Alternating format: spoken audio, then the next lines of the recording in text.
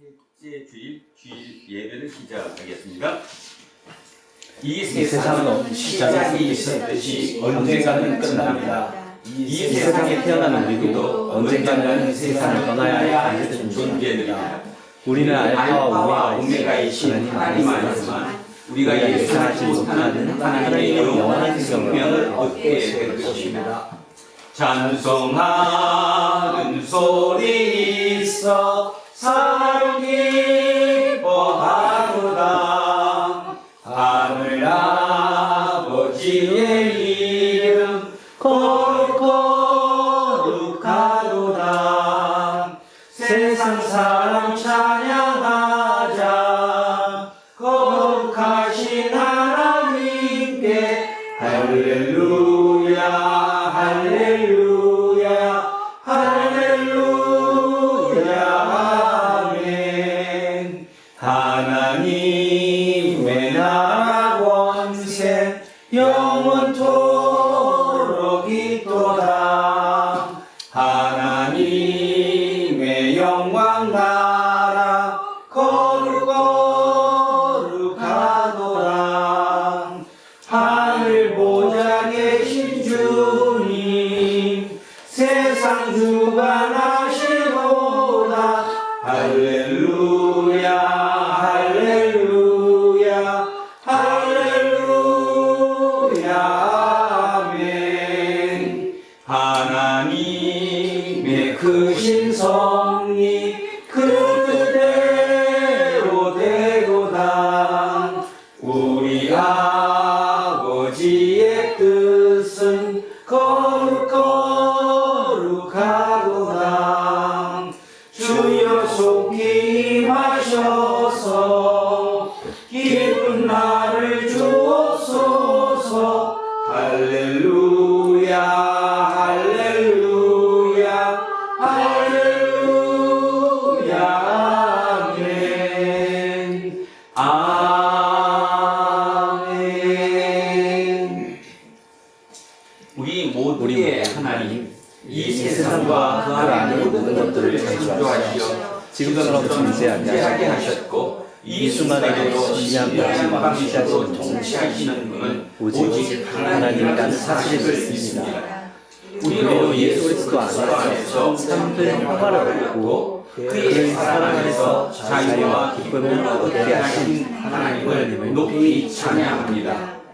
사랑과 은혜가 충만하신 하나님, 우리가 일상을 살면서 여전히 부분적으로 죄의 지배 안에 놓여 있지만 세대를 통해서 예수 그리스도와 연합되어 있는 한 죄에 굴복당하지 않을 줄로 믿습니다.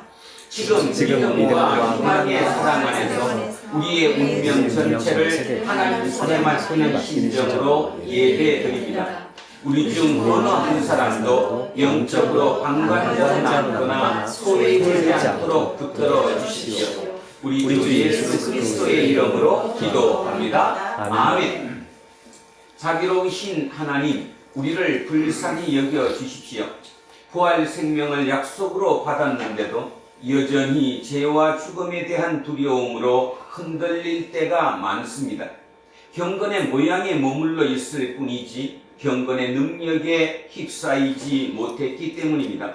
주님, 우리를 불쌍히 여겨 주십시오.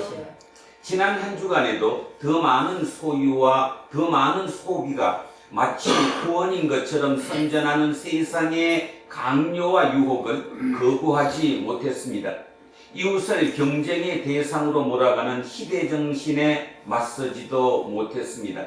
우리를 불쌍히 여겨 주십시오. 예수 그리스도의 이름으로 기도합니다. 아멘. 기도합니다.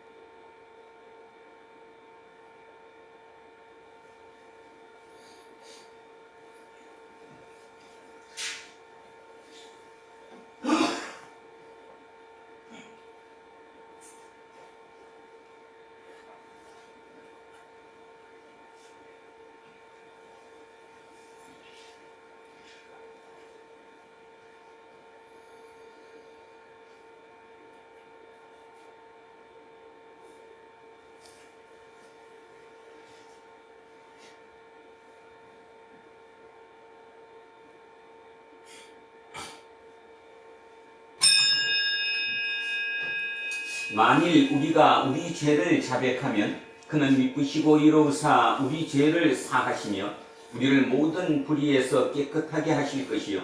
이 말씀과 교회의 예배 전통에 따라서 저는 예배를 인도하는 목사로서 여러분들에게 선포합니다. 지금 여러분이 아랜 모든 참회의 내용은 용서받았습니다. 기뻐하시고 이웃의 잘못도 기꺼이 용서하십시오. 아멘. 자, 자리에 앉아 주십시오.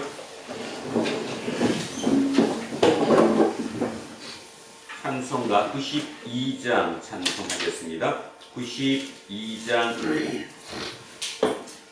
위에 계신 나의 친구 그의 사랑 증하라 이는 예수 그리스도 나의 구주 나의 친구 사랑하는 나의 친구 늘 가까이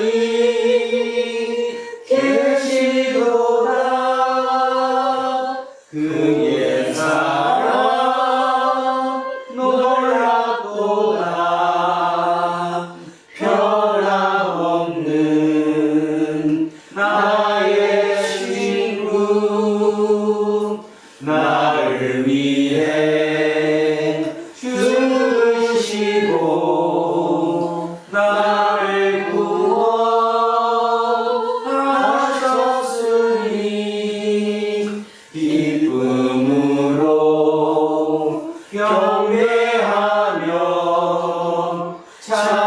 찬양하리 나의 친구 사랑하는 나의 친구 늘 가까이 계시도다 그의 사랑 놀랍도다 변함없는 나의 친구 내 마음속에 늘 계시고 영원토록 함께하네 가지 되던 하나 내린 포도나무 나의 친구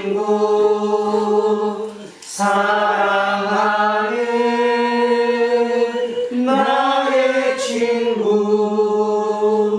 늘 가까이 계시도다 그의 사랑 놀랍도다 변함없는 나의 친구 그날이와 황금 길에 그의 영광 바라보며 그의 발로 나를 때 만나보리 나의 친구 사랑하는 나의 친구 늘 가까이 계시도다 그의 사랑 놀랍도다 변함없는 나의 친구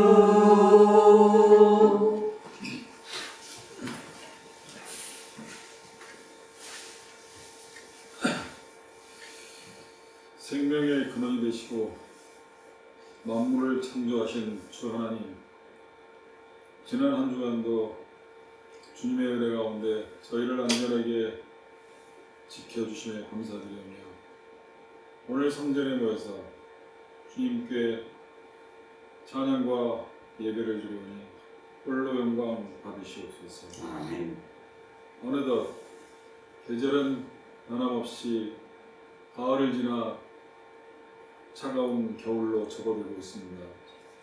주위에 힘없고 약한 사들이 이 추운 겨울을 조금 더 따뜻하게 나을 수 있도록 주님의 은혜와 손길이 그들 마음과 환경에 구석구석 비칠 수 있도록 은혜 내려 주시옵소서. 아멘.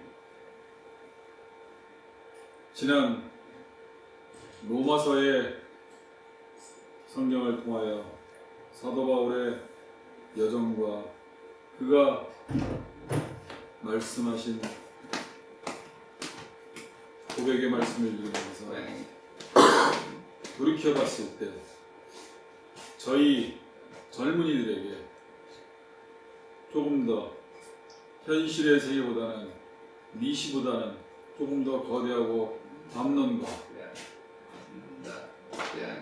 당장 나에게 조금은 손해날지라도 그 손해를 감수하면서 거대한 담론에 의지하고 살면서 넓은 세상의 눈을 바라볼 수 있도록 그들의 영안을 깨우쳐 주시어 진정한 참 그리스도인으로 마지막 남는 그루터기에 남은 자로서 살아나시도록 그들의 삶을 조금 더 인도하여 주시옵시고 장년들에게는 이 시대에 있어서 삶의 마지막 여정을 어떻게 마무리할까 하는 소명의식을 갖게 하시어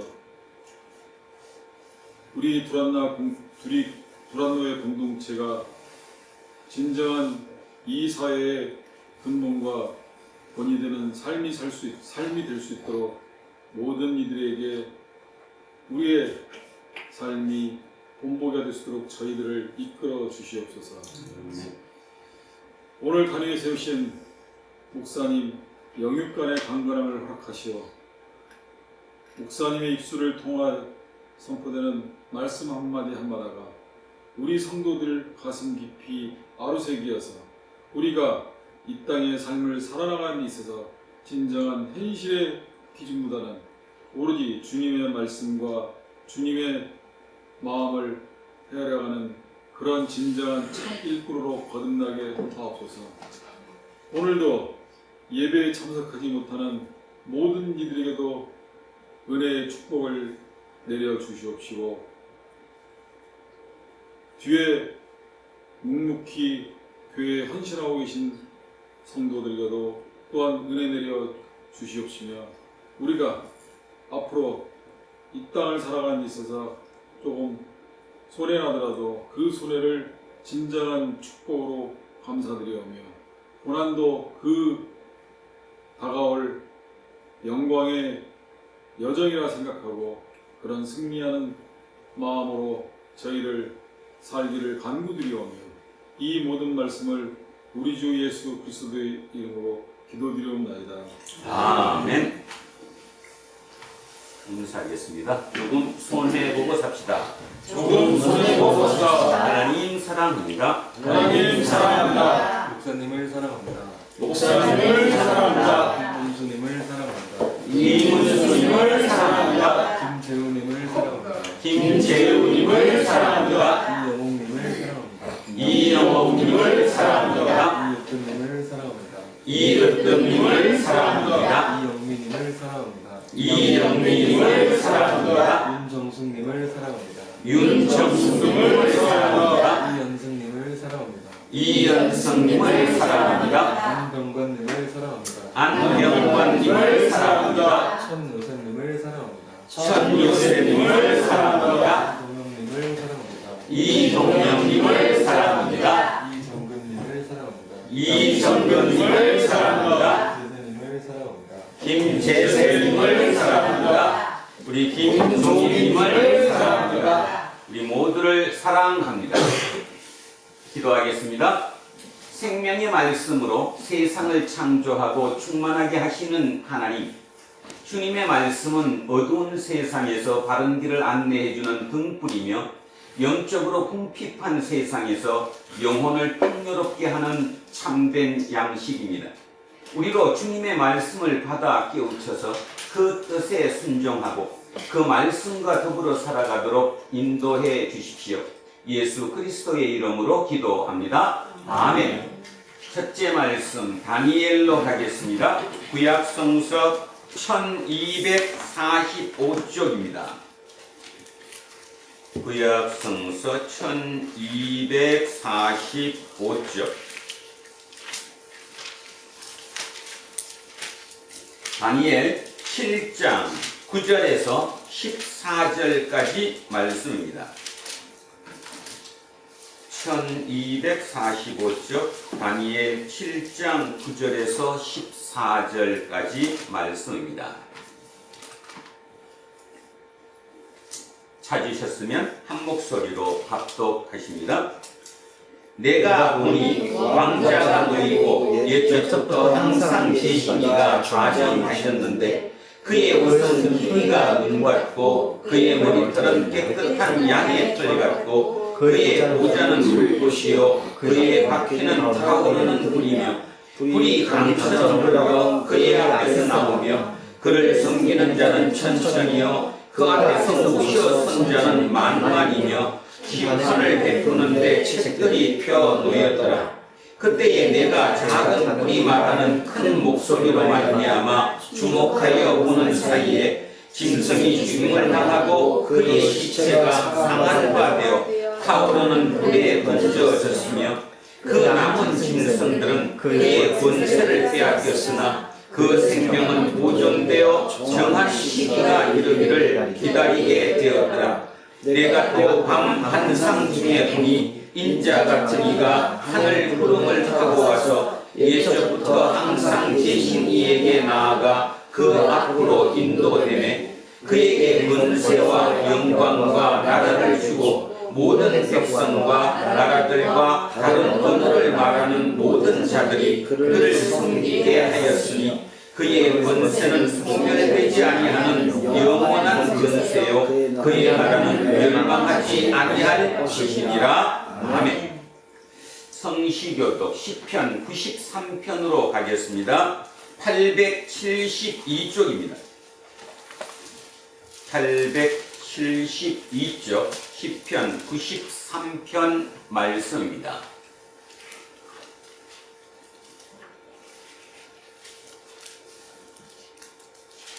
자, 시편 93편 시작합니다.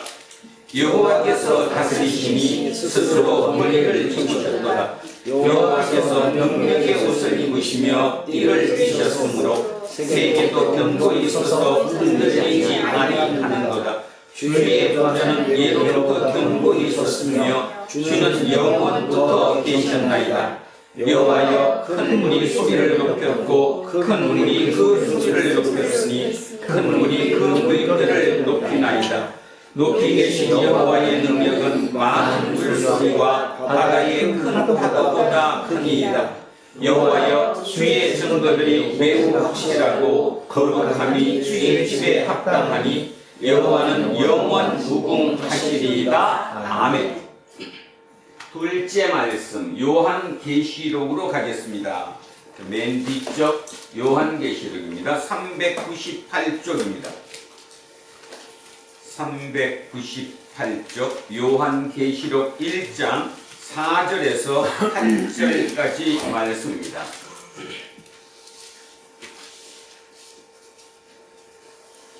(398쪽) 요한계시록 1장 4절에서 8절입니다. 자, 시작하겠습니다. 요한은 아시아에 있는 7교회에 편지하노니 이제도 계시고 전에도 계셨고 장차 오실 이와 그의 보좌 앞에 있는 7 영과 또 충성된 정인으로 죽은 자들 가운데에서 먼저 나시고 땅의 임금들의 머리가 되신 예수 그리스도로 말미암아 은혜와 평강이 너희에게 있기를 원하노라. 우리를 사랑하사 그의 피로 우리 죄에서 우리를 해방하시고 그의 아버지 하나님을 위하여 우리를 나라와 제사장으로 삼으신 그에게 영광과 능력이 세세토록 있기를 원하노라. 아멘. 볼지어다 그가 구름을 타고 오시리라. 각 사람의 눈이 그를 보겠고 그를 찌른 자들도 볼 것이며 땅에 있는 모든 족속이 그로 말미암아 애곡하리니 그러하리라. 아멘. 주 하나님이 이르시되 나는 알파와 오메가라. 이제도 있고 전에도 있었고 장차 올 자요 전능한 자라 하시니라. 아멘. 셋째 말씀 요한복음으로 내려옵니다. 180쪽입니다. 앞쪽으로 넘기셔서 180쪽 요한복음 18장 33절에서 38절까지 말씀입니다.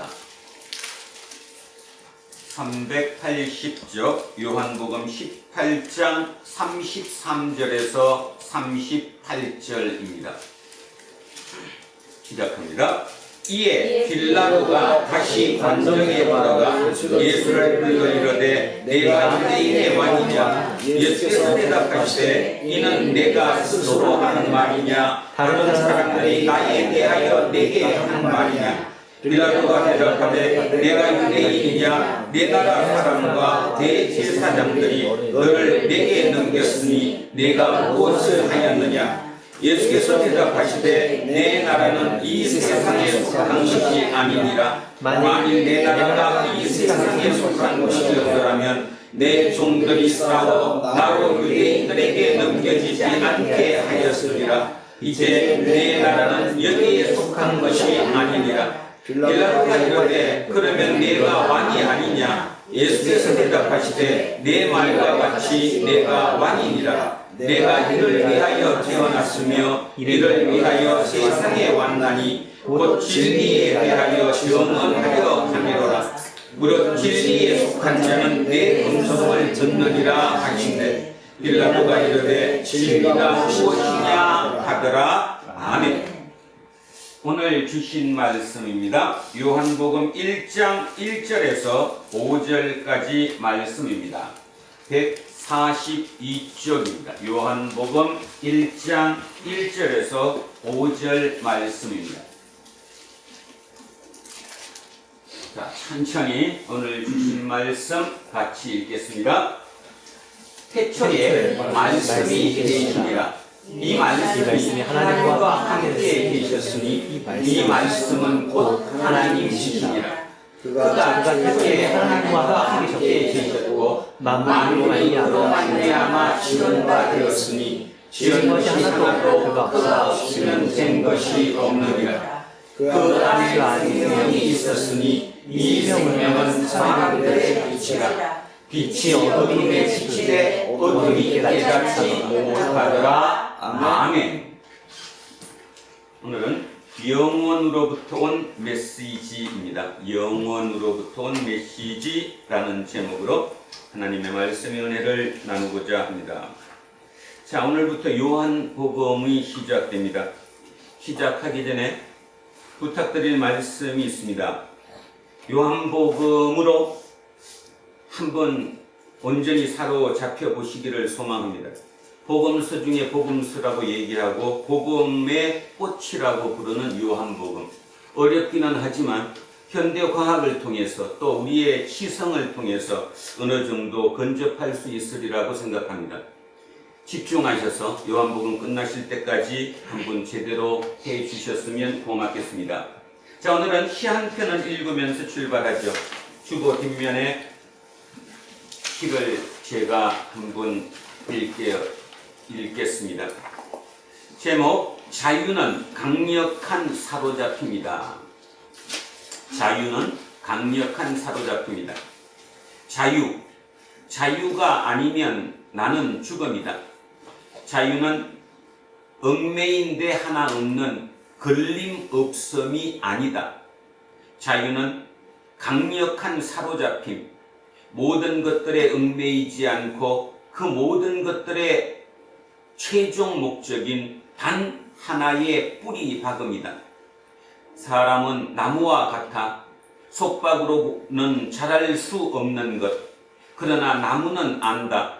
뿌리가 땅의 속박을 벗어나는 건 자유가 아닌 죽음이라는 걸. 자유, 그 무엇으로부터도 자유로이 살고 죽기 위해 내 인생은 단 하나에 사로잡혔다. 빛에 새긴 사랑의 혁명에, 저 영원한 빛에. 이 시처럼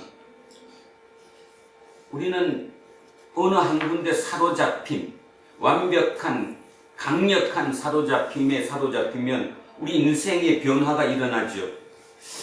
오랫동안 신앙생활을 하셨고 또 성경도 많이 읽으셨고 그럼에도 불구하고 왜 갑작스런 이 삶의 태도의 변화가 일어나지를 않는가? 물론 뭐 조금씩은 일어나겠지만 그렇게 일어나지 않는 이유가 무엇이냐?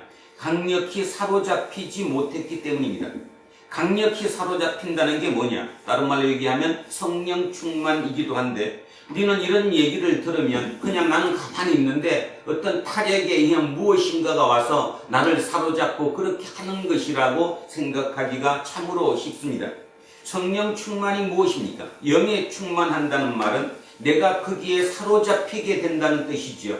내 나를 열고 거기에 내가 사로잡힐 때, 나를 내줄 때 그때 내가 사로잡히게 되는 거죠. 더 현실적으로 얘기하면 사로잡힌다는 얘기가 뭘까? 공부해야 한다는 뜻입니다. 성경을 공부하고 하나님에 대해서 기도하고 예수 그리스도에서 묵상함으로 인해 내가 거기에 더 근접하고 더 알아감으로 말미암아 성령의 충만함과 강력한 사로잡힘이 우리 속에 일어나게 되는 거죠. 근데 자기 일을 안 해요. 공부도 안 하고 뭐 그냥 아무것도 안 해. 그러고는 나를 사로잡아 봐라. 그러고 앉았으니 그게 어떻게 사로잡히냐 이 말입니다. 수십 년 아니라 수백 년을 가더라도 사로잡힐 방법이 없다라는 거죠. 오늘 특별히 요한복음을 새로 처음 시작하면서 저는 지난 한 주간 묵상하면서 이거구나. 이거라는 말이 뭔 뜻인가 하면 우리가 사로잡힐 수 있는 진짜 강력한 복음이 여기에 있구나. 요한복음이 2000여 년 전에 쓰여인 글이긴 하지만 아마 오늘 우리가 살아가는 우리에게 쓴 글이라고 저는 확신합니다. 그런 의미에서 이 요한복음에 한번 사로잡혀 보겠다는 강력한 소망으로 요한복음을 시작해 주셨으면 고맙겠습니다. 자, 시작을 한번 해봅니다. 성경에는 예수의 이야기를 쓴 글이 몇 편이 있습니까? 물론 다 예수에 대해서 썼지만 예수의 이야기를 중점적으로 해서 쓴 글, 그거를 복음서라고 부르죠. 뭐라고 불러요? 복음서. 이 복음서가 몇 개가 있냐 하면 4개가 있습니다. 마태복음, 마가복음, 누가복음, 요한복음. 근데 그 중에 마태복음, 마가복음, 누가복음은 비슷한 내용이 참 많습니다. 뭐 똑같지는 않지만 굉장히 비슷한 내용들을 많이 가지고 있죠. 공통점이 많다 이런 뜻입니다. 그래서 그게 무슨 말이냐 하면 같은 관점을 가지고 썼다. 그래서 우리는 그것을 공관복음이라고 부릅니다. 공간복음.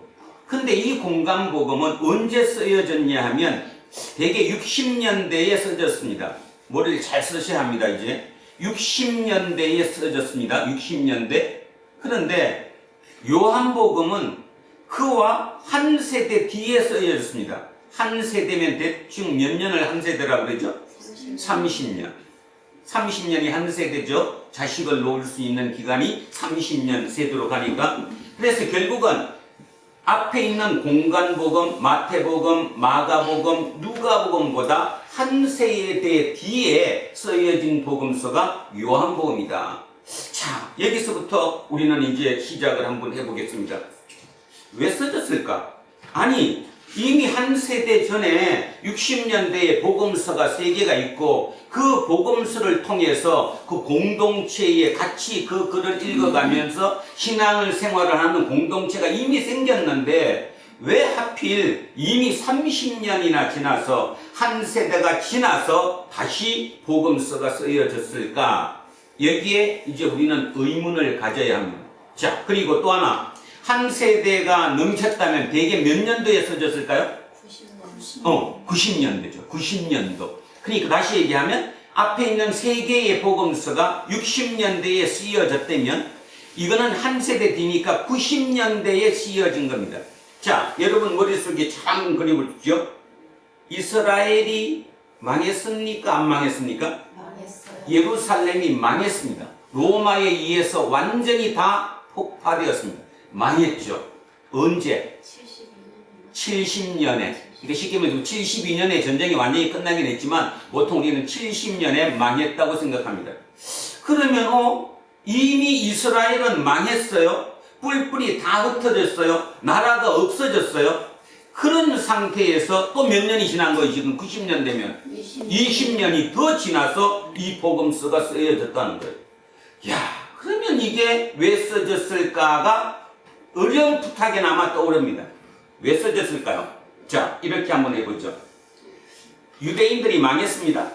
유대인들이 망했습니다. 나라가 망했으니까. 자, 유대인들이 망했으면 우리 망했구나. 이제 그냥 뿔뿔이 우리는 흩어져서 살아야지. 이럴까요? 아니면 망하고 난 뒤에 다시 결집하려고 했을까요?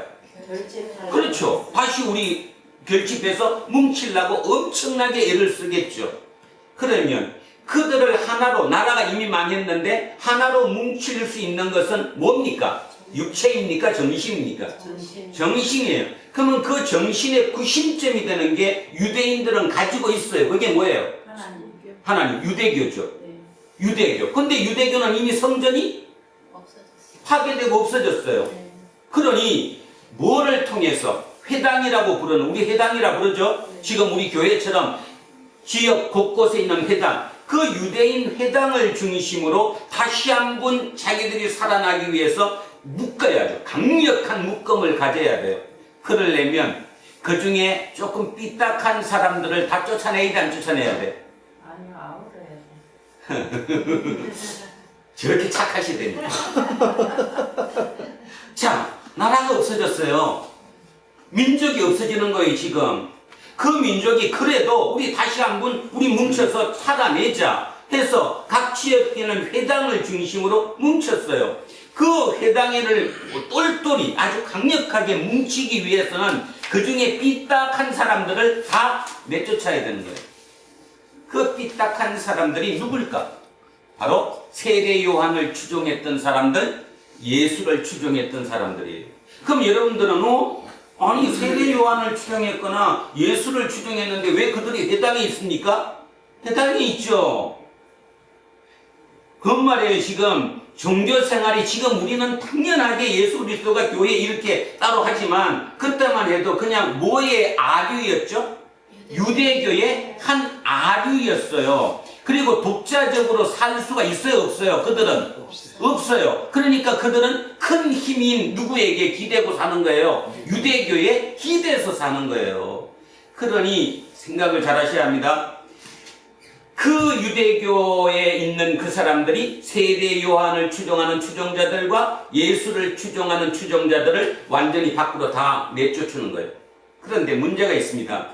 내쫓기고 나니까 세계 공동체는, 자, 아까 얘기했던 마태 공동체, 마가 공동체, 누가 공동체는 이참에 우리 뭐 하자? 독립하자. 우리도 틀을 만들자. 틀을 닦자. 뭔가 조직을 갖자. 할 수 있어요? 없어요? 있어요. 시간적으로 되잖아요. 시간적으로 되죠? 자, 충분히 가능해요. 그래서 세계 공동체가 그래 어차피 그러면 우리도 독립하자. 근데 문제는 그들이 새로운 조직을 하려면 어떻게 해야 될까요? 가장 쉬운 방법. 뭐를 모방해야 되는데 유대교의 시스템을 모방해야죠. 그 속에 있다가 나온 거니까. 그러니까 그 시스템을 모방해서 그들처럼 비스무리하게 이제 조직을 해서 공동체를 살려나가는 거예요. 그리고 목적이 뭘까요? 우리가 누구를 이긴다. 이제부터 우리가 누구 이긴다. 유대 공동체, 유대교를 우리가 이긴다. 이런 그거를 가지고 가는 거예요. 그걸 보고 있던 한 공동체가 속으로 뭐 하는 거예요? 비웃는 거죠. 웃기는 소리 하고 앉았네.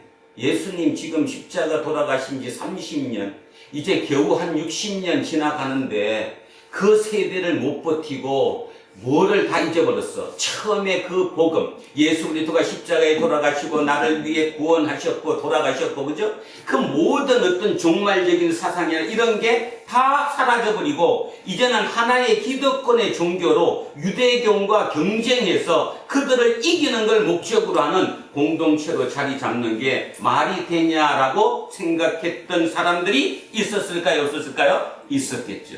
그가 바로 요한 공동체입니다.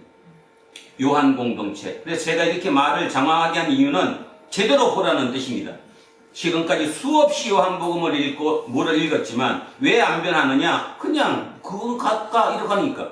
개념을 정확하게 이해하면 내 신앙이고 내 가치관이고 모든 게 싹 바뀔 수 있습니다. 제 마지막 설교라고 저는 다짐했습니다. 요한복음을 한번 제대로 해보자. 그래서 진짜 한두 명이라도 하나님께 한번 다가서게 해보자. 그게 어젯밤 제 기도였습니다.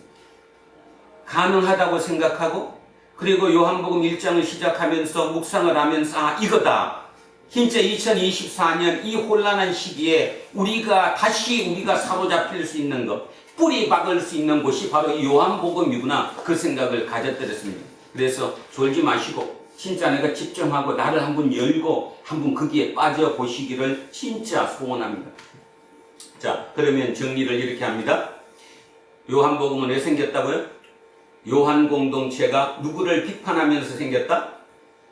마태복음, 공감보고. 마가복음, 누가 공동체를 비판하면서. 왜 비판했다? 그들은 독자적으로 쓰기를 원했고, 독자적으로 쓰는 그 시스템이 뭐를 모방한 거다? 유대교를 그대로 모방한 거다. 가장 쉬운 방법이니까. 그래서 그렇게 요한 공동체는 아니다, 니들이 예수를 지금 잘못 알았다, 이 얘기를 하는 거예요. 이제 예수님 돌아가신 지 60년 정도 지났는데, 두 세대 정도 지났는데 왜 예수를 잊어먹냐? 뭔 말일까요? 예수를 잊어먹는다는 말이 예수를 자꾸 인간적인 측면을 강조한다는 뜻이에요. 그러니까 요한복음은 뭐를 강조하는 거예요? 이제 신성을 강조하는 거죠. 예수의 신성을. 그래서 그 예수가 누군지를 아는 게 가장 중요한 거예요. 예수가 누군지를 아는 것, 거기로부터 출발하는 게 바로 이 기독교 공동체이니까 그렇다는 얘기죠. 자, 그래서 이제 하나를 했습니다. 왜 생겼을까? 왜 생긴 거는 세계의 공동체를 비판하기 위한 삐딱이들이 모인 공동체, 거기에서 쓴 글이 요한복음이다. 그래서 요한복음은 신성을 강조한다. 그러면 바로 연결되는 게 하나 있는데, 신성을 강조하면 그 사건 자체가 어떤 기적적인 이런 사건이 신비로운 게 많겠죠. 그래서 요한복음은 신비합니다. 그러면 그것이 이제 문제라는 거죠. 신비하다, 그 다음에 신적인 것, 신성을 강조한다. 그러다 보니까 우리가 이해하기가 조금 힘든다는 거죠. 그 이해하기 쉽게 하려면 어떻게, 내가 거기에 들어가야 돼요. 그 말의 의미가 무엇인지 거기에 내가 깊이 빠지면 그 성령님께서 나를 확실하게 사로잡아 주실 것이라는 거예요. 내가 들어가지 않는데, 내가 이해하지 못하는데, 내가 깨닫지 못하는데 어떻게 성령님이 나를 해가지고 사로잡을 수가 있겠습니까? 안 되죠. 그래서 예를 든다면 이런 겁니다. 조금 예가 좀 이상하긴 해도 그냥 이해하고 한번 들어보십시오. 이번에 미국 대선에서 트럼프가 붙었습니다. 많은 사람들이 어떻게 그러냐 여러 얘기를 합니다. 그 트럼프가 붙게 된 거에 가장 결정적인 키를 가진 사람이 바로 일론 머스크였습니다. 그것도 저랑 똑같이 코 달리고 입 달리고 눈 달린 인간임에 틀림이 없습니다. 그런데 그는 우리랑 차원이 틀립니다. 차원이 틀리다는 말이 뭔가 하면 사고가 틀리다는 거죠. 사고가 틀리다는 말은 보편적인 사람이 생각하는 사고를 갖지 않았다는 뜻이에요. 그러면 그것이 왜 그럴까? 아주 대표적인 얘기가, 많은 사람들은, 어떤 사람들은 이번에 트럼프의 선거를 위해서 일론 머스크가 2억 달러를 썼다라고 하는 사람도 있습니다. 1억 달러는 훨씬 더 쓴 것 같고 2억 달러까지 썼다. 2억 달러면 한국 돈으로 얼마인지 아십니까? 2,800억입니다. 그냥 대충. 한 사람의 대통령을 만들기 위해서 자기가 개인 자산 2,800억을 투자한다? 그거를 그냥 공중에 뿌린다? 선거 자금으로 쓴다? 보통 사람은 상상하지 못하죠. 그죠? 말이 안 되는 소리예요. 자, 그 다음 진짜 중요한 거. 돈보다 더 중요한 거. 트럼프가, 일론 머스크가 괴짜이긴 하지만 그 괴짜가 얼마 전에 트위터를 샀죠. 그래서 이름을 바꿨습니다. X라고. 그 트위터를 통해서 이번 선거에 어떤 영향을 미쳤을까? 일론 머스크는 여론 돌아가는 것을 정확하게 캐치했어요. 사람이 SNS에서 치는 것만큼 자기 속내를 드러내는 게 어디 있어요? 그죠? 그러니까 지금 미국 사람들이 어떤 생각을 가지고 있는지 여론을 그냥 눈에 뻔하게 봤다 이런 뜻입니다. 트위터를 통해서. 그러니 그걸 봤으니 뭐해요? 이제 그 다음은 그거를 자기한테 유리한 쪽으로 바꿔야죠. 자기 SNS에 글을 씁니다. 팔로워가 2억 4천만 명. 2억 4천만 명이면 미국이 그 대부분이에요. 그죠? 그 사람들의 팔로워를 갖고 있는 그들에게 자기가 매일 하루에 몇 개씩 글을 올려요. 그러면 그 글을 읽는 그들이 마음의 변화가 일어날까 안 일어날까요? 일어나죠. 트럼프는 안 거예요. 이번에 자기가 붙은 결정적인 키는 일론 머스크였던. 그래서 심지어는 요즘 이런 소리까지 나오죠. 공동정부다. 대통령은 한 명 뽑았는데 대통령이 몇 명이다? 두 명이다. 우리는 먼 나라 얘기니까 이렇게 얘기하지만 가까운 나라 얘기해서 그 깊이 있게 그 원인을 찾아봤더니 그 정도로 간 거예요. 그래서 이번에 뭐 맡겼어요? 정부 효율부라고 하는 부서를 만들어서 장관을 맡겼습니다. 이제 그가 미국을 위해서 그 미국 정부의 개혁을 위해서 어떤 일을 할지 누구도 상상하지 못합니다. 그런데 틀림없는 사실 하나, 한국의 많은 신문에서 그 얘기를 씁니다. 한국에서 일론 머스크였다면 한국에서 대통령이 장관을 맡길 수 있었겠느냐, 웃기는 얘기들을 하고 있더라 이 말입니다. 저는 그런 얘기를 보면서 그 생각했습니다. 지금 제가 얘기하는 것은 윤리적으로 옳다 그러다를 얘기하는 게 아닙니다. 지금 한 사람이 어떤 사고를 가지고 어떤 눈으로 세상을 보기 때문에 그 보는 관점에 따라 세상을 이끌 수 있느냐에 대해서 제가 말씀드리는 겁니다. 그러니까 그 점을 생각 한번 해보신다면 2000년 전에 이미 이스라엘이 망했습니다. 유대인들이 망했습니다. 망하고 나니까 자기들끼리 다시 한번 힘을 겹치기 위해서 회당을 중심으로 철저히 율법을 중시하는 유대인들만 똘똘 뭉쳤습니다. 그 과정에서 세례 요한을 추종하는 추종자라든가 아니면 나사렛 예수를 추종하는 그 추종자들이 그 회당에서 다 떨어져 나갔습니다. 쫓겨났습니다. 그들이 쫓겨난 그들 중에 많은 사람이 이제 그러면 독립하자. 스스로 우리를 틀을 만들고 조직을 만들어서 우리를 종교화시키자. 틀을 만들자. 이렇게 됐겠죠. 그래서 그 했던 공동체가 바로 마태 공동체, 마가 공동체, 누가 공동체였습니다. 그런데 그것이 옳지 않다고 본 게 있었다 이 말입니다. 잘못 생각했다는 뜻이지요. 하나님께서 예수 그리스도가 이 땅에 오셔서 십자가에 못 박히고 인류의 구원을 위해 돌아가신 그분이 그런 종교 집단 하나만 만들라고 아니면 유대교하고 이겨서 유대교보다 더 좋은 종교가 되라고 돌아가신 것이 아니다 이런 뜻이에요. 지금 뭔가 한참 착각하고 있다는 뜻이죠.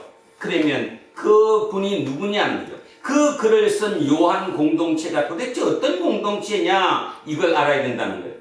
그래서 요한복음은 요한 공동체에서 썼습니다. 대개 언제 썼냐 하면 90년대 이후에 썼습니다. 학자에 따라서는 이미 그거보다 훨씬 지난 110년에서 120년대에 썼다는 학자들도 나오긴 하지만 우리는 그 시대를 돌아갈 수는 없기 때문에 그들의 학설에 의존할 수밖에 없죠. 자, 어쨌든 90년대 이후에 쓴 것만큼은 확실하다는 거예요. 그러면 왜 그 복음서가 쓰여졌을까는 금방 얘기했듯이 기존 공동체를 뭐 하기 위해서? 삐딱하게 보기 위해서, 아니라는 거에 위해서 써졌다라는 것. 이 얘기가 뭐냐? 바로 좀 전에 얘기했던 일론 머스크의 얘기를 하는 거예요. 하나님께서 일부 사람들에게 니네들 시야를 바꿔. 그 얘기하는 거예요 지금. 너네 지금까지 듣고 보고 왔던 그 시야로는 나를 몰라. 내 뜻을 알 수가 없어. 그러니까 니들이 뭘 바꿔? 니들의 시야를 바꿔. 니들의 사고를 바꿔. 더 확장시켜. 그 사고를 확장시키면 나를 알게 될 거야. 그게 요한복음이에요. 그래서 요한복음이 중요한 건데, 자 그러면 사고를 아주 쉬운 거 하나만 하겠습니다. 마태복음은 1장의 시작이 뭘로 하죠? 족보로 해요. 그 족보가 누구부터? 아브라함. 믿음의 조상이라 부르는 아브라함부터 족보로 시작을 합니다. 이 말의 의미는 뭐예요? 족보로 시작한다는 의미가 당신들이 예수 그리스도를 알기 위해서는 이 족보를 알아야 된다는 거예요. 쉽게 얘기해서 예수 그리스도의 뭐를 중시하는 거예요? 혈통을 중시하는 거예요. 근데 그 혈통이 누구의 혈통이에요? 이스라엘이라고 하는 나라의 혈통이에요. 이유는 왜 그럴까요? 어찌 보면 편협하잖아. 편협.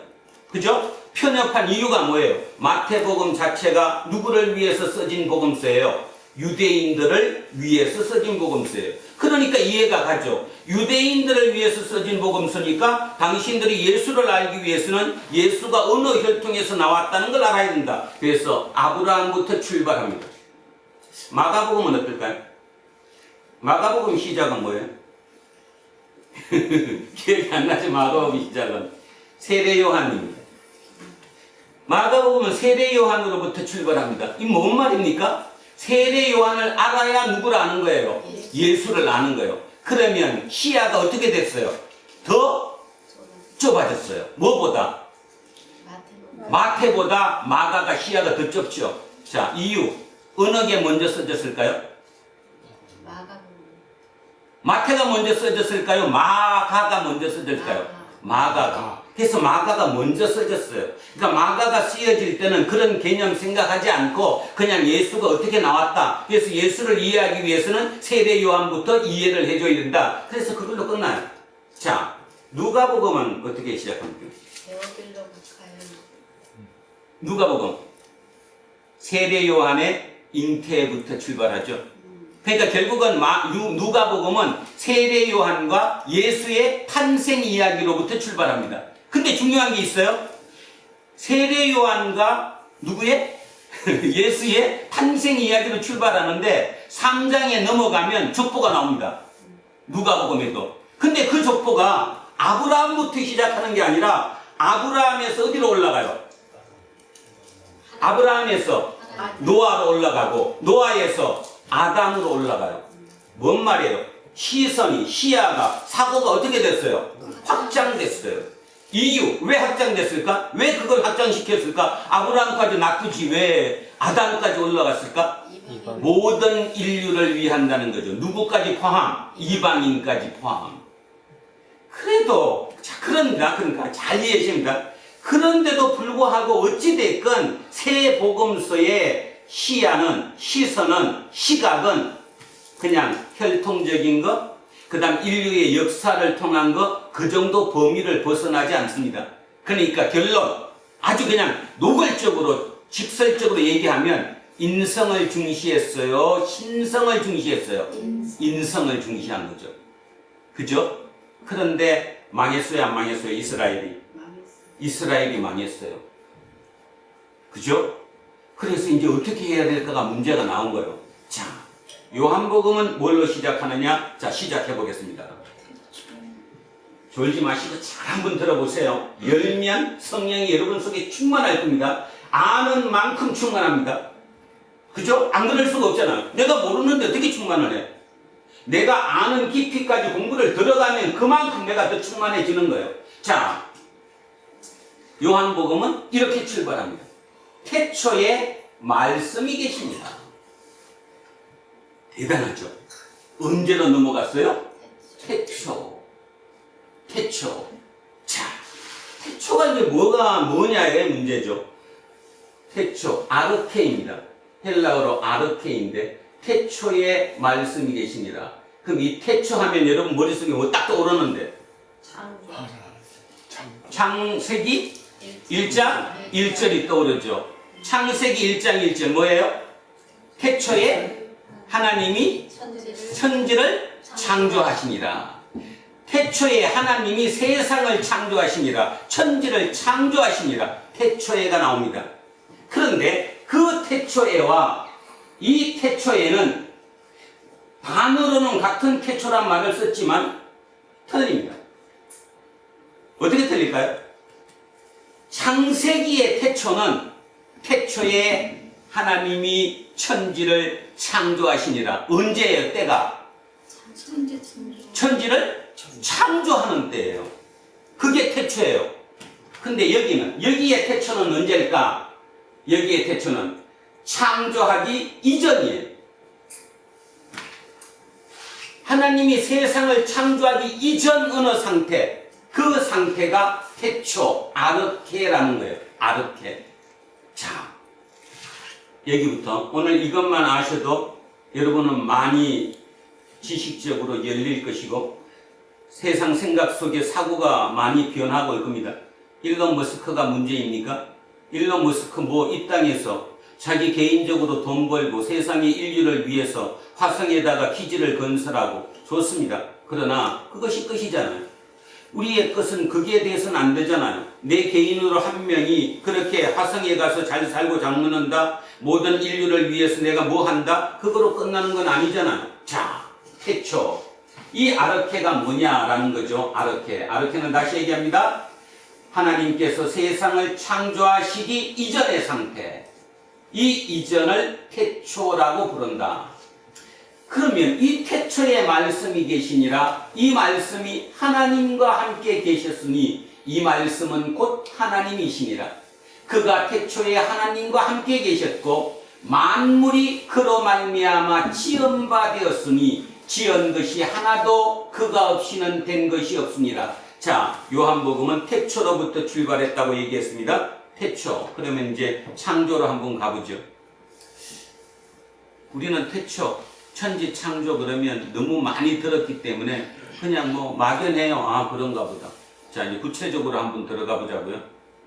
우리가 얘기하는 천지 창조는 현대 과학이 뭐를 통해서 일어났다고 얘기해요? 빅뱅을 통해서. 빅뱅이라는 대폭발을 통해서 일어났다고 얘기합니다.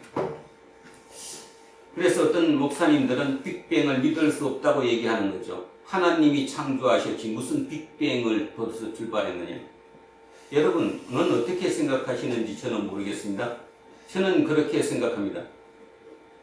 빅뱅이 통해서 현대 과학이 알아냈습니다. 그래서 우주가 생겼다는 것을. 그럼 이 빅뱅이 우연하게 일어났느냐? 아니면 그 빅뱅이라는 그 사건을 보이지 않는 손이 작용을 했느냐? 그것이 문제라는 거죠. 작용을 했다?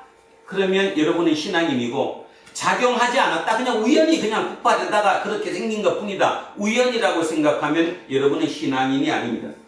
신앙 고백이 뭐죠? 신앙 고백이 그 빅뱅이 어떤 보이지 않는 손에 의해서 작용되었다고 믿는 거고, 그 보이지 않는 손이 누구라고 믿는 거예요? 하나님이라고 믿는 거. 그게 신앙이에요. 이것도 알겠어? 신앙이라는 게 뭔가? 신앙이 하나님 믿습니다. 하나님, 그것이 신앙이 아니라는 거예요. 그 백날 믿는다고 안 믿는데 믿는다고 하는데 안 믿잖아. 다시 얘기하면 현대 과학이 발전하면 발전할수록 제가 생각하건대 하나님께는 더 가까워지고 있다라고 저는 생각합니다. 하나님께 가까워지고 있다. 가까워진다는 말은 그 현대 과학이 발견하고 알아낸 그것을 통해서 하나님의 그 사건이 더 선명하게 드러나기 때문이지요. 그래서 저는 빅뱅이 하나님이 일으킨 사건이라고 믿습니다. 그것이 제 신앙 고백입니다. 그래서 그 보이지 않는 손이 하나님이라는 거예요. 자, 그렇다면 그 태초인데 도대체 빅뱅을 통해서 일으킨 그 우주가 어떻게 생겼느냐? 우주는 시간 단위로 또 킬로미터 단위로 해석할 수가 없죠. 엄청난 천문학적인 숫자를 동원해야지만이 그거를 알 수가 있죠. 그죠? 자, 우리가 사는 이곳을 무슨 계라고 부르죠? 태양계라고 부릅니다. 이 태양계가 은하계죠. 영어로 따지면 갤럭시입니다. 여러분 삼성에서 쓰는 갤럭시 폰, 갤럭시가 은하계라는 뜻이거든요. 그러면 이 우주에 지금 과학자들이 얘기하기로 이 우주의 갤럭시가, 다시 얘기하면 은하계가 몇 개가 있다고 보는 거예요. 1250억 개. 그래도 한번 생각해 보려고 해보세요. 몇 개? 1250억 개. 갤럭시가, 은하계가. 그러면 각 갤럭시 안에, 갤럭시 안이란 말은 은하계 안에 별이 있어요, 없어요? 있어요. 지구도 별이잖아. 이 지구 같은 별이 은하계 안에 몇 개가 있는 거예요? 2000억 개. 다시 얘기하면 한 은하계 갤럭시 안에 별이 2000억 개가 있고, 그럼 2000억 개가 있는 그 갤럭시가 총 1250억 개가 있는 게 우주다. 이런 뜻이에요. 우주다. 그걸 어떻게 상상해요? 그래서 어떤 학자들이 이렇게 표현하더라고. 아무래도 상상 못하죠? 이렇게 생각하면 됩니다. 지구에 있는 모든 모래사장의 모래알을 합친 것만큼 있다. 상상하지 못하는. 한번 상식으로 생각해 보십시오. 마태복음의 시작과 마가복음의 시작과 누가복음의 시작과 어떤 차이가 나는가? 지금 사고력을 얼마까지 높였는가를 생각해 보십시오. 태초부터 출발합니다.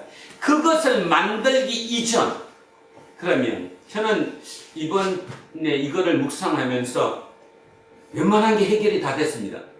아주 간단하게 먼저 말씀드리면 저는 이 태초가 이렇게 보이는 거예요. 자, 창세기의 태초는 언제라고요? 천지창조. 우주를 만든, 금방 얘기했던 갤럭시가 1250개가 있고, 그죠? 각 그 갤럭시 내에, 은하계 내에 별들이 2000억 개가 있는 그 도저히 인간의 머리로 상상할 수 없는 그 넓은 우주를 만드신 그때가 창세기의 태초예요. 그러면 창세기의 태초는 그때부터 뭐와 뭐가 존재하기 시작했는데, 시간과 공간이. 우리는 지금 시간과 공간의 지배를 받아요. 그래서 그 시간과 공간이 바로 빅뱅, 뭐부터? 창조로부터 시작된 거거든요. 그러면 여러분, 이 태초는, 요한복음에서 얘기하는 이 태초는 시간과 공간의 개념을 있을까 없을까요? 없어요. 없는 것이에요. 저곳은 시간의 개념에 공간의 개념이 없는 곳이에요. 우리는 그래서 그걸 이해를 못해요. 왜 이해를 못하느냐 하면 우리 자체가 시간과 공간의 제한을 받기 때문에 우리의 언어든 모든 것이 시간과 공간 안에 있는 용어예요. 그러니 시간과 공간 안에 있는 그 용어를 가지고 시간 밖에 이것을 설명할 방법은 없다라는 거죠. 그렇지만 조금은 추론할 수 있다라는 거죠. 왜냐하면 여러분 어젯밤에 꿈 꿨습니까? 혹시 꿈을 꾸셨다면 그 꿈 속에서 여러분 몸은 그대로 있는데 별 군데 다 갔다 왔죠? 시간적으로 과거로도 갔다 올 수도 있고, 그도 미래로, 아직 가보지 않은 미래로 시간적으로도 갈 수 있고, 그 다음에 공간적으로도, 그죠? 지금 집에 있는 그곳에 있는 게 아니라 뭔데, 뭐 제주도도 가고 미국도 가고 온데 다 갈 수 있잖아. 바로 시간과 공간의 제약을 받지 않는 그것이 6이에요, 0이에요?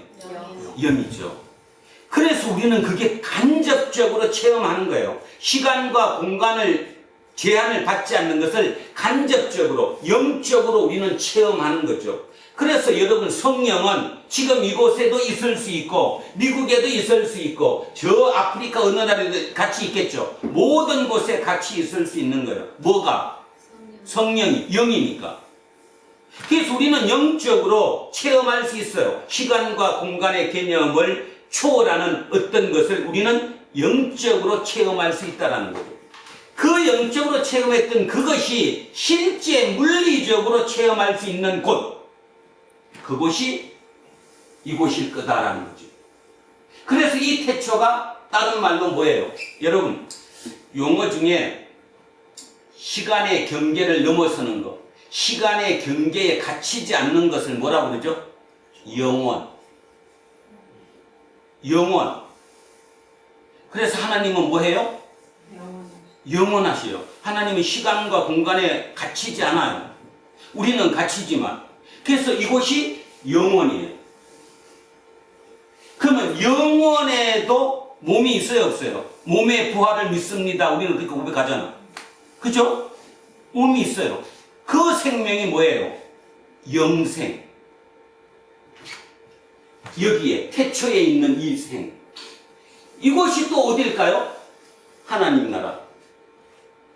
우리는 이곳에 돌아가는 거예요. 그러니까 의문이 풀렸어요, 제가. 묵상을 하면서. 그럴 수 있겠다.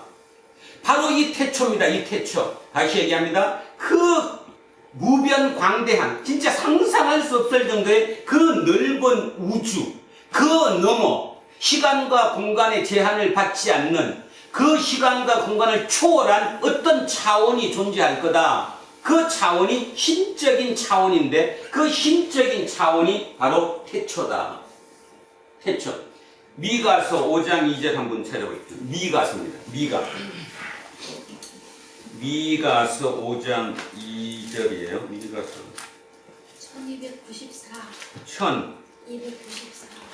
1294. 1294 미가서 5장 2절 찾으셨으면 같이 한번 읽어보겠습니다. 시작.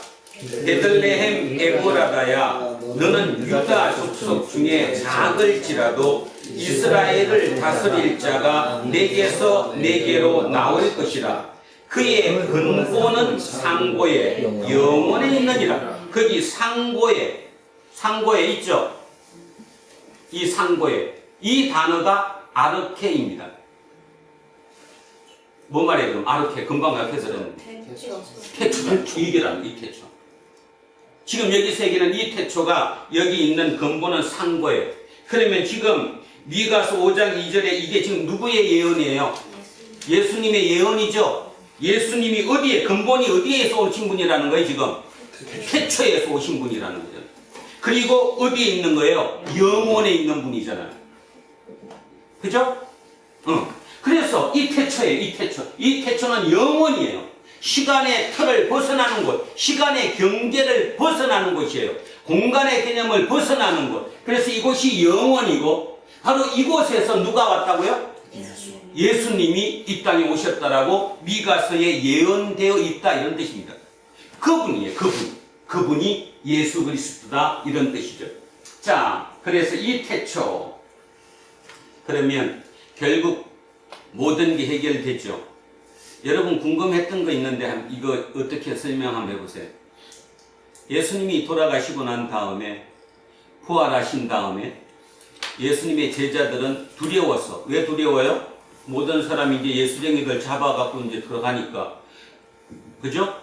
그래서 예루살렘에 있는 어느 방에 문단서 꼭 잠그고 숨어 있었죠.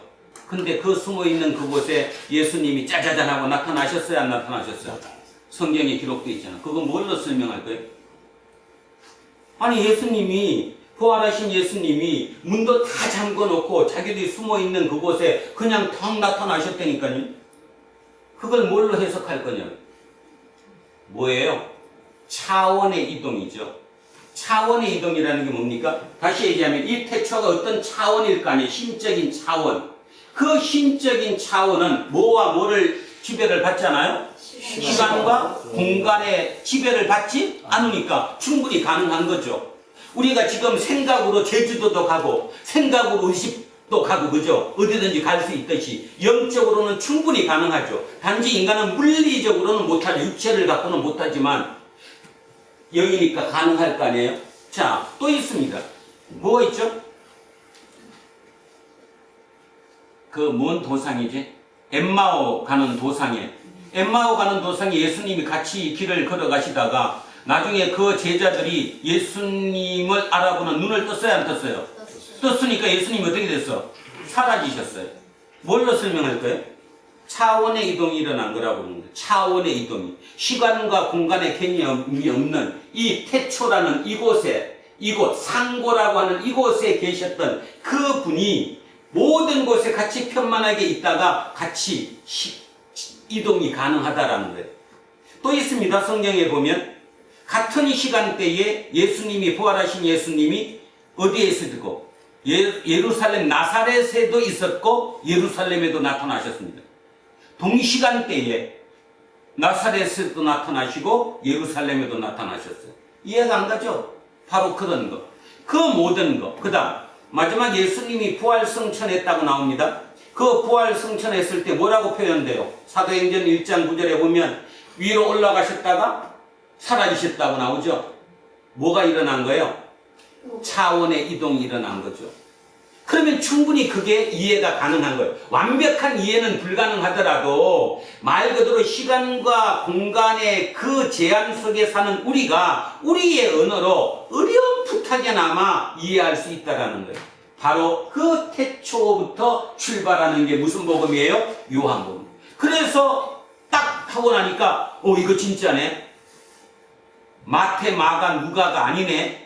그게 하나님 뜻이 아니었네. 그렇게 해서 공동체를 굳게 세워서 유대교를 이기는 것이 하나님의 뜻이 아니네. 하나님은 진짜 예수가 누군가를 알라는 거예요. 그 예수가 누구라는 거예요? 태초에 계셨던 분이에요. 뭐가 계셨어요? 말씀이라고 그러니까 우리 말씀만 생각해서 그냥 자꾸 그렇게 생각하는데, 자 바꾸면 뭡니까? 저기 헬라어로 로고스. 태초에 로고스가 계시니라. 그래서 제가 찾아봤어요.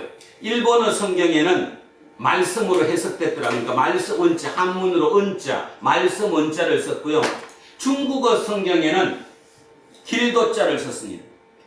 이 말씀을 안 쓰고 길도자로.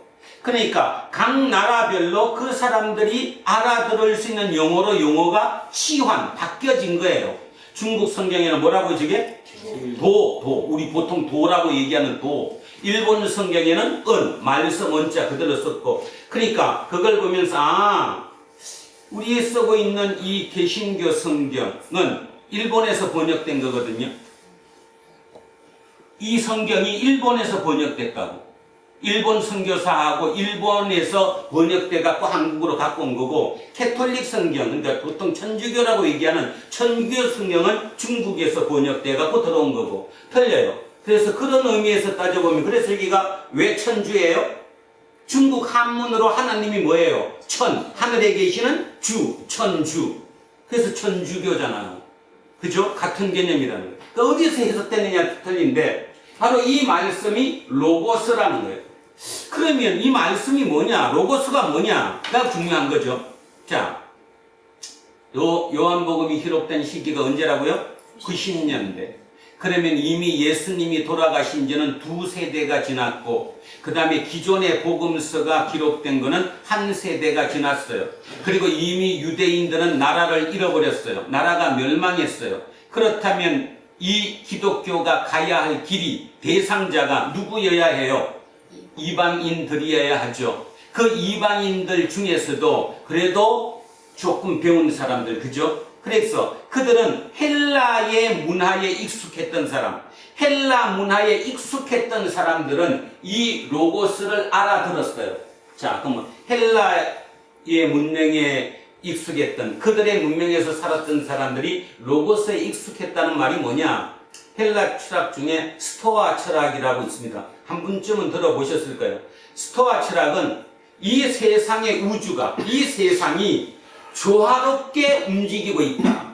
쉽게 얘기해서 다른 말로 바꾸면 카오스, 혼돈이 아니라 코스모스다. 세상은 코스모스다. 각자가 다 자기 자리에서 조화롭게 되고 있다. 이 조화롭게 이루어지는 어떤 힘이 있다. 그냥 조화롭게 되는 게 아니라 어떤 힘에 의해서 조화롭게 돼 있다. 이 힘이 뭐냐? 그 힘이 로고스라는 거예요. 그러니까 로고스는 스토아 철학에서 일종의 신이에요, 신. 세상을 움직이고 세상을 코스모스로 조화롭게 만드는 그 신, 이름이 뭐라고요? 로고스. 요한은 뭔 얘기하는 거예요? 너네 로고스 들어봤지? 근데 그 로고스가 바로 예수 그리스도야, 이 얘기하는 거예요. 됐어요? 자, 하나만 끝나면 다 끝났습니다. 태초에 뭐가 계시니라? 말씀이 계시니라. 우리는 이 말을 해석해야 됐지만 그 당시에 헬라 문화에 헬라 교육을 받았던 그 젊은이들이나 그 사람들은 저 말을 알아들었을까요? 못 알아들었을까요? 알아들었어요. 그게 뭔 말인지 알아들었어요. 그 말씀이 로고스가 뭔지를 아니까. 자, 그래서 태초에 말씀이 계시니라. 그 말씀이 하나님과 함께 계셨어요. 그러니까 다시 로고스가 그 신이 하나님과 함께 계셨어요. 이 말씀이 곧 하나님이시니라. 그걸 우리는 뭐라고 부르는데 삼위일체, 성부, 성자, 성령. 이게 한 하나님이다. 그래서 태초에는 누가 계셨어요? 삼위일체 하나님이 계셨어요. 삼위일체 하나님이 계신 그곳이 뭐예요? 태초예요. 그 태초가 다른 말로 뭐예요? 하나님 나라. 다른 말로 천국이에요. 천국. 우리는 천국에 가는 거예요. 결국 우리의 최종 목적은 저기로 가는 거예요. 그래서 천국의 생명, 하나님의 생명, 다른 말로 예수님의 생명이 뭐예요? 영생. 그래서 지금 세 개의 용어 기억하셔야 됩니다. 영원, 영생, 하나님 나라. 이곳이 어느 곳인지. 그곳이 태초예요. 시간과 공간의 제한을 받지 않는 그 너머의 어떤 영이요. 그러면서 저는 이걸 보면서 사도 바울도 저걸 정확하게 알았구나 그렇게 느꼈어요. 우리 사도 바울 쫓아올 때 이거 뵀잖아요. 사도 바울이 몇 청천을 갔다 왔다고? 3천천. 자, 왜 이게 3청천이에요? 우리 보이는 이 하늘이 1청천. 금방 얘기했던 우주 공간, 그 무변광대한, 그죠? 1250개의 은하계가 있는 그 무변한 그곳이 몇 청천? 2청천. 그 너머 하나님이 계시는 곳이 몇 청천? 3청천. 태초잖아요. 그렇죠? 모르는 겁니다. 저도 모르고 여러분도 모르는 거예요. 그러나 우리는 지금 상상력을 동원해서 요한을 통해서 성령의 감동으로 쓰여진 이 얘기가 무슨 뜻인가를 제대로 알아들어야 된다는 얘기예요. 그걸 알아들으면 우리 신앙은 바뀌어요. 우리는 일론 머스크하고 게임이 안 되는 사람들이에요. 일론 머스크야 그냥 어릴 때부터 그저 공상과학책과 과학책을 잡지를 많이 보면서 혼자 공상하고 묵상하고 그게 속에 다져져서 자기 시야가 바뀌었고, 그래서 자기 꿈이 화성에다가 기지를 건설하는 것이었고, 그걸 착착 이루어가고 있는 과정 중에 있는 것이고, 그 정도 시야만 가지고도 모든 사람이 그 길을 쳐다보고 있는데, 그죠? 그 한 인간을 쳐다보고 있는데, 지금 요한은 뭔 얘기하느냐 하면 당신들이 누군지를 알아라는 거예요. 그러면 요한의 얘기가 어렴풋이 나오죠. 지금 요한 얘기는 뭔 얘기예요? 당신들이 지금 유대교하고 이기고 지고 하는 그런 문제가 아니다는 거예요. 지금 하나님을 어떻게 그거 갖고 지금 따지느냐는 얘기를 하는 거예요. 그래서 여러분 잘 이해가 안 가시겠지만 요한복음의 저자가 누구예요? 요한복음의 저자가 누굴까요? 다 그렇게 알고 있어요. 요한복음에는 요한이 썼다고 아무데도 나오지 않아요. 누가 썼다고 나오죠? 주가 사랑한 제자. 주님이 사랑한 자, 주가 사랑한 자. 문제는 그 주가 사랑한 자가 누구냐는 거예요. 그죠? 그러면 처음부터 요한인지를 알았을까요? 몰랐어요. 여러분, 벌써 한 10여 년 지난 것 같아요. 그죠? 댄 브라운이 쓴 다빈치 코드라는 책이 한창 열풍을 일으켰었는데, 그 핵심이 뭐죠? 다빈치 코드의 핵심이? 다빈치 코드의 핵심은 요한복음을 쓴 사람이 모른다는 거예요. 주님이 사랑한 자예요. 그분이 누구냐는 거죠? 댄 브라운은 상상력을 동원해서 그 주님이 사랑한 자가 누구라는 거예요? 막달라 마리아라는 거예요. 그걸 소설로 쓴 게 다빈치 코드예요. 그러니까 내가 뭔 말 하고 싶은가 하면, 그럴 정도로 다빈치 코드가 나올 정도로 사람의 상상력을 자극할 정도로 나왔듯이 요한복음의 저자는 누군지 모른다는 거예요. 그러다가 그래서 처음에는 마가 공동체, 마태 공동체, 누가 공동체로부터 따돌림 당했을까요? 안 당했을까요? 요한복음이? 검서예요. 불온 문서. 읽으면 안 되는 책이었어요. 그래서 요한복음은 완전히 왕따였어요. 그러다가 여러분이 지금 좀 전에 대답했던 것처럼 요한이 썼다라고 하는 인근 언제 나왔느냐? 200년전. 그러니까 AD 200. 이미 엄청 지난 거죠. 그죠? 이것이 쓰여지고 난 이후 100년 지나서 100년 가까이 지나가지고 이레니우스라는 사람이 뭔 얘기를 했냐 하면 자기가 알고 있는 폴리갑이라는 서머나 교회의 감독이 있는데 그 폴리갑이 뭐라고 얘기하느냐 하면 요한복음은 사도 요한이 썼다고 얘기하더라. 에베소에서 썼다고 얘기하더라. 그때부터 그게 이제 정석이 된 거예요. 언제 정석이 됐다고? AD 200년경에. 그때 갔어야.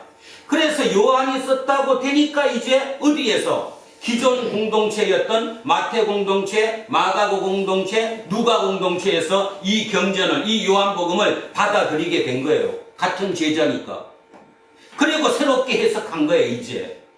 그래갖고 그 뒷걸음, 그러니까 요한복음보다 그 뒤에 나와 있는 요한 1서, 요한 2서, 요한 3서 이런 것들은 약간 이제 이쪽 편이 됐어요. 그러니까 뭔 말이죠? 그 기존 편이 됐다니까요. 그런 흐름을 통해서 이게 이 복음서가 여기에 들어온 거예요. 오래 지나가지고. 처음부터 들어온 것이 아니라. 그러니까 여러분들은 성경을 읽으면서 아 이거는 그때 마태복음 쓰고 이거 썼으니까 쓰는 차례도 나왔겠지. 아니요. 들어올 때 상당히 오래 걸렸다라는 것입니다. 자, 그거는 더 정리합니다. 지금도 모릅니다. 마가가 썼다고 하는데 저는 반이신 반입니다. 왜냐하면 시기적으로 너무 안 맞아요. 요한이 태어난 게 AD 6년에 태어났다고 보거든요. AD 6년에 태어났으면 만약에 이게 96년에 썼다면 그 몇 살이에요? 90살. 그죠? 그 정신으로 이렇게 멋진 말을 이렇게 멋진 표현을 써낼 수 있을까? 물론 성령의 감동으로 했다고 얘기를 하니까 뭐 할 말은 없지만 누굴까? 궁금하다는 거죠. 하여튼 주님이 사랑하는 자. 우리는 지금 반반입니다. 반반. 한쪽에서는 요한이 쓴 게 맞다라고 얘기하고 한쪽에서는 아니다. 요한 공동체에 누군가들이 썼다. 삐딱한 사람들. 지금으로 따지면 좀 좌파 기질이 있는 사람들이 이렇게 글을 썼다. 근데 결론은 뭐 때문에 기독교가 여기까지 왔을까? 마태, 마가, 누간도 물론 중요했지만 실은 기독교가 여기까지 이어질 수 있었던 가장 큰 핵심은 바로 무슨 복음 때문이다? 요한복음 때문이에요.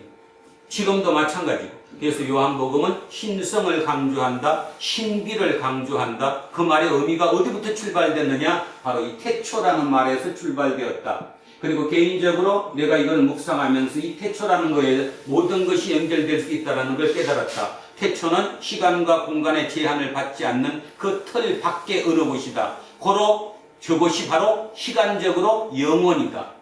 시간적으로 영원. 그 영원히 계시는 곳이 하나님, 삼위일체 하나님이 계시는 저곳이다. 그래서 그분들은 시간과 공간의 제한을 받지 않는다. 그래서 그들의 생명을 우리는 영원한 생명, 다른 말로 영생이라고 부른다. 그러니까 결국 우리가 돌아가야 할 것은 그 영생을 얻는 것이다. 구원을 받는다는 말이, 영생을 얻는다는 말이 무엇인지 알아야 된다. 그 다음에 하나님 나라 천국이 어딜까? 바로 저곳이다. 저곳이 천국이 아닐까? 결국은 그렇게 한다면 웬만한 많은 부분이 조금 더 해결이 쉽게 될 것이다. 그런 말이에요. 이렇게 신앙이 조금 더 해결되고 과학을 빗대서 그거에 도움을 받아서 조금 더 하나님께 근접하게 된다면 우리 또한 더 풍성해지는 거죠. 자, 그러면 요한은 왜 이걸 썼을까라는 거죠. 살리기 위해서 썼을까요? 죽이기 위해서 썼을까요? 살리기 위해서. 기독교를 살리기 위해서. 하나님을 더 정확하게 알리기 위해서 썼다는 것. 자, 마지막 그거 보고 끝나겠습니다. 요한복음, 자, 뒤로 맨 뒤 넘어가시면 20장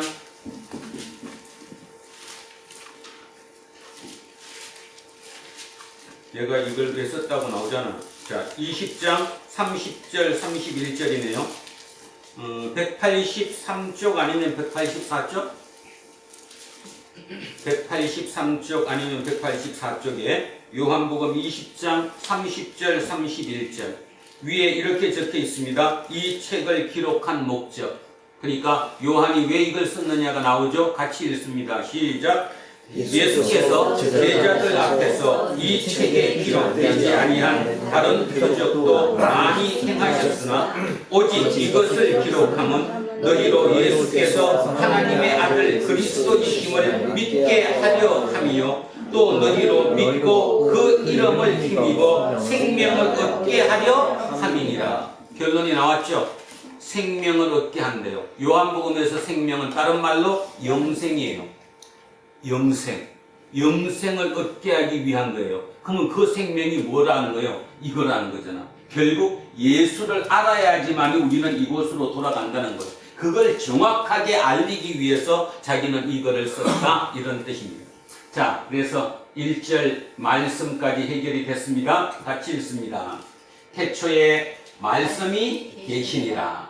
이 말씀이 하나님과 함께 계셨으니 이 말씀은 곧 하나님이시라. 그래서 삼위일체 하나님이시다. 그가 태초에 하나님과 함께 계셨고 만물이 그로 말미암아 지연과 되었으니 지은 것이 하나도 그가 없이는 된 것이 없느니라. 그 안에 생명이 있었으니 이 생명은 사람들의 빛이라. 빛이 어둠에 빛이 돼 어둠이 깨닫지 못하더라. 자, 이 생명이 있었어요. 이 생명, 영생이죠? 이 영원한 생명이 누구예요? 곧 예수 그리스도. 그게 사람들을 비쳤다는 거예요. 근데 그 빛이 어둠에 비쳤는데 어둠이 깨닫지 못하더라. 결론 마무리합니다. 어둠이 누굴까요? 빛은 지금 누군지 알았어요. 빛은 태초에 하나님과 함께 계셨던 로고스예요. 다른 말로 예수님이세요. 그럼 어둠이 누구예요? 영생을 못 받은 없는 자. 이 글의 어둠은 마가 공동체, 마태 공동체, 누가 공동체. 그들을 공격하기 위해서, 그들이 니들이 옳은 것이 아니다는 걸 알기 위해서 이걸 했으니까. 넓게 보면 전 인류겠지만 좁게 보면 이 어둠이 깨닫지 못하는 거예요. 그러니까 요한은 굉장히 공격적이었던 것 같아요. 이제 다음 주는 더 서들이 있습니다. 아주 어떻게 공격적이었는가. 그래서 요한복음을 왜 알아야 하는가. 요한복음이 진짜 같아요. 하여튼 한번 해보자고요. 요한복음을 한번 깨우쳐 들어가면 우리의 신앙이 바뀔 줄이라고 믿습니다. 자, 오늘 결론은 이렇게 냅니다. 우리는 세상이 빅뱅에 의해서 창조되었다는 것을 과학적으로 우리는 알고 있습니다.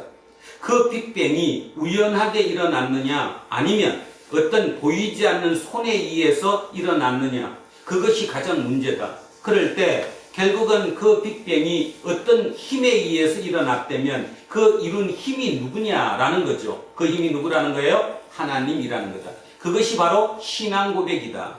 그 신앙 고백이 먼저 일어나게 되면 충분히 이 땅에 살아가면서 하나님께 내가 더욱더 근접할 수 있다라는 것. 저도 이번에 요한복음을 새로 시작하면서 일주일 내내 공부하면서 참 마음이 많이 설레었습니다. 그렇구나. 결국 어쩌면 요한복음의 이 얘기는 오늘을 살아가는 우리에게 더 필요한 복음서이겠구나. 어쩌면 2000년 전에 성령님께서 요한을 감동시킴으로 말미암아 쓴 이유가 현대인을 위해서였겠구나는 그런 생각도 하게 됐어요. 한번 쫓아가서 오늘 아까 맨 처음에 모두에 읽었던 시처럼 진짜 진리가 너희를 자유롭게 한다는 그 진리, 그 하나님께, 그 예수님께 완전히 사로잡힐 수 있는 저와 여러분 될 수 있게 되기를 주님의 이름으로 축원드립니다. 아멘. 자, 오늘 본문 다시 읽고 기도하겠습니다. 자, 천천히 다시 읽습니다. 시작. 태초에 말씀이 계시니라. 이 말씀이 하나님과 함께 계셨으니 이 말씀은 곧 하나님이시니라. 그가 태초에 하나님과 함께 하셨고 만물이 그로 말미암아 지연과 되었으니 지은 것이 하나도 그가 없이는 된 것이 없느니라. 그 안에 생명이 있었으니 이 생명은 사람들의 빛이라. 빛이 어둠에 빛이 돼 어둠이 깨닫지 못하더라. 아멘. 살아계신 아버지 하나님, 기존의 복음서가 있었음에도 불구하고 한 세대 뒤에 가장 중요한 혼란기에 왜 이 복음서를 쓰게 되었는지를 오늘 어렴풋하게나마 깨닫게 되었습니다. 이 요한복음을 통해 그 영적인 힘적인 차원에서 우리가 살고 있는 시간과 공간의 제한을 받는 이 3차원의 세계로 이동하신 그분이 바로 예수 그리스도라는 사실, 그리고 그 예수님께서 우리를 통해 다시 한번 그곳으로 우리를 옮겨가고자, 우리를 그곳으로 인도하고자 하는 목적으로 이 글을 기록했다는 요한의 이 글을 쓴 목적을 읽으면서 하나님의 그 은혜에 감탄할 뿐입니다.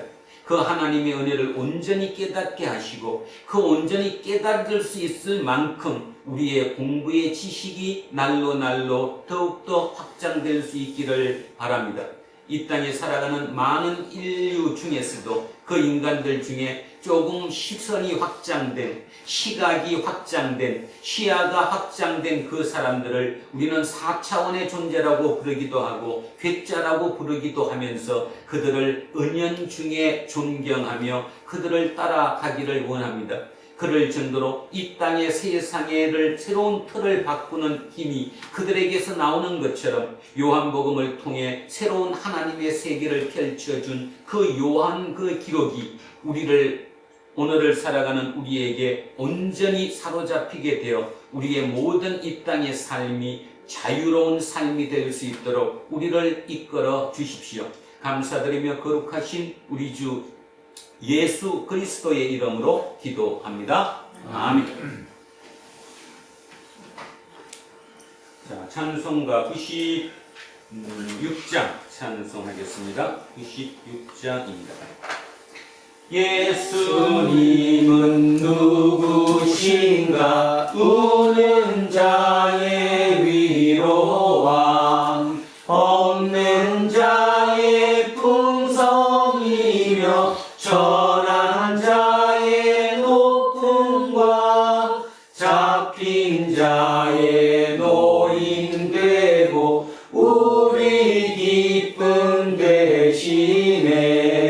예수님은 누구신가? 약한 자의 강함과 눈먼 자의 빛이시며 병든 자의 고침과 죽은 자의 부활되고 우리 생명 되시네.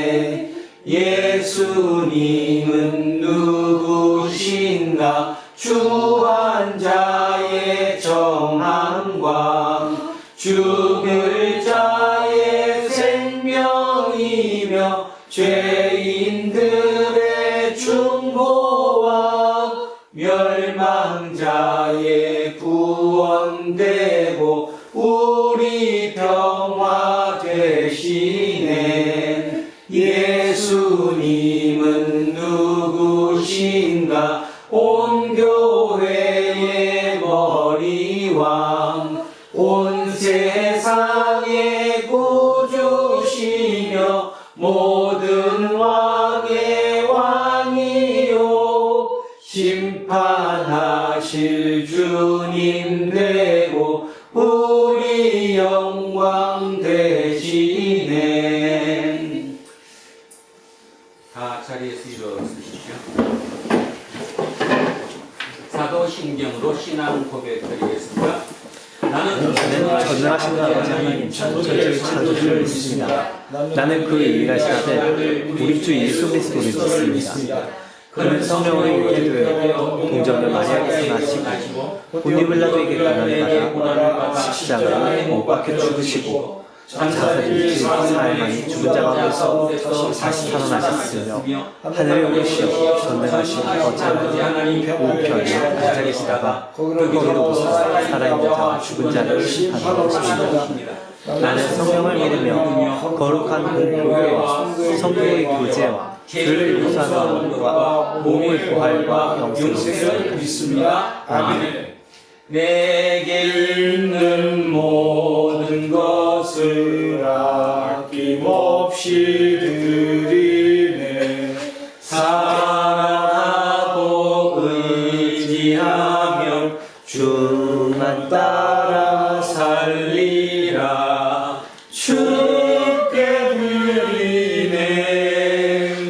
주께 드리네.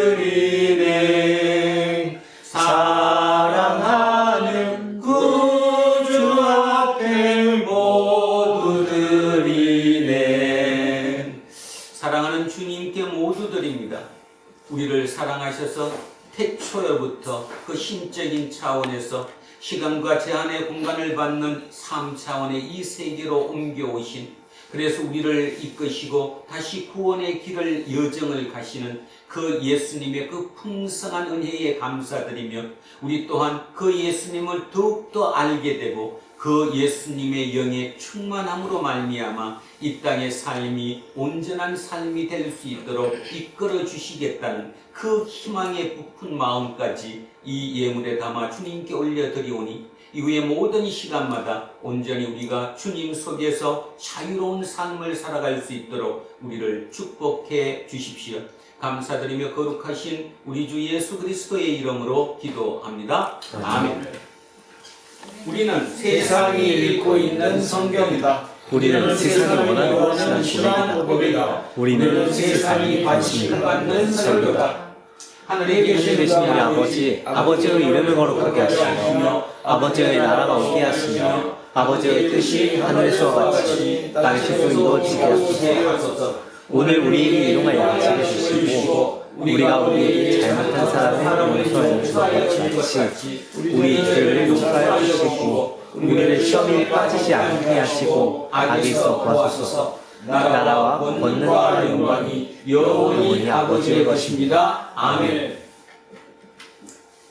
오늘 주신 말씀에 세임 얻어서 세상으로 나가서 살아갈 때에 나 혼자 힘으로 늘 부족하오니 주여 나를 도우사 승리하게 하소서. 아멘. 이제 2023-2024년 교회력 마지막 주일의 공동 예배가 끝났습니다. 오는 주일부터 2024-2025년 교회력이 시작됩니다. 기대하십시오. 우리는 예배 공동체에 속한 사람들입니다. 이제 각자 자신이 처한 삶의 자리로 돌아가서 영원으로부터 온 메시지를 받은 자로서 자부심을 가지고 당당하게 살아가십시오. 이제는 우리 주 예수 그리스도의 은혜와 하나님 아버지의 영원하신 사랑과 성령님께서 우리를 이끄시니 오늘 이곳에 고개 숙인 우리 모두에게와 우리의 자녀들과 가정 위에, 일터와 사업체 위에, 그리고 이 나라 이 민족 위에 이제로부터 영원토록 함께 하시기를 간절히 축원하옵나이다. 아멘.